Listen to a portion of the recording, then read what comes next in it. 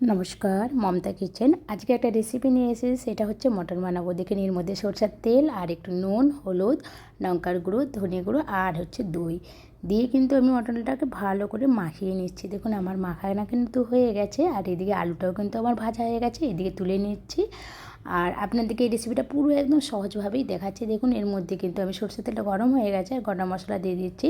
আমি কিন্তু এটা সরষের তেল দিয়ে বানাবো, আপনারা সাদা তেল দিয়ে বানাতে পারেন, কিন্তু সরষের তেলে মাংস বানাবেন, খুব কিন্তু টেস্ট আসে। দেখুন, আমি কিন্তু মশলাটা ভাজা হয়ে গেছে, গোটা মশলা করে। এর মধ্যে আমি পেঁয়াজটা দিয়ে দিলাম। পেঁয়াজটা কিন্তু এবার ভাজা ভাজা হয়ে গেছে। এর মধ্যে আমি রসুন বাটাটা দিয়ে দিলাম। রসুন বাটাটা ভালো করে আমি এটা ভেজে নিচ্ছি। দেখুন, এর মধ্যে আমি যেটা দেবো হচ্ছে আদা বাটা। আদা বাটা দিয়ে ভালো করে আমি এটা কষে নিচ্ছি। দেখুন, আমার কষা হয়ে গেছে। এর মধ্যে নুন আর হচ্ছে আমি টমেটোটা বেশি দেবো না, যেহেতু দই দেওয়া আছে। দিয়ে কিন্তু আমি এটা ভালো করে কষে নিলাম। দিয়ে হলুদ গুঁড়ো আর লঙ্কার গুঁড়ো আর একটু আমি গরম মশলা দিয়ে কিন্তু আমি এটা ভালো করে কষে নেবো।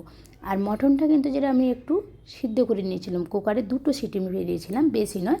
দেখুন, এর মধ্যে কিন্তু আমি মটনটা ঢেলে দিলাম, দিয়ে কিন্তু আরও আমি ভালো করে কষে নেব। দেখুন, আমার কিন্তু কষা কিন্তু খুব সুন্দর হয়ে গেছে মটনটা। আর এর মধ্যে আমি যেটা আলু দেবো মটনে, কিন্তু আলুটাই বেশি ভালো লাগে কি না বন্ধুরা। দেখুন, আমি কিন্তু আলুটা দিয়ে ভালো করে আরও কষে নেব। কষে কিন্তু আমি এর মধ্যে কিন্তু একটু জল দিয়ে দেবো। আমি কিন্তু ঠান্ডা জল দেবো আজকে, এর গরম জল দেবো না।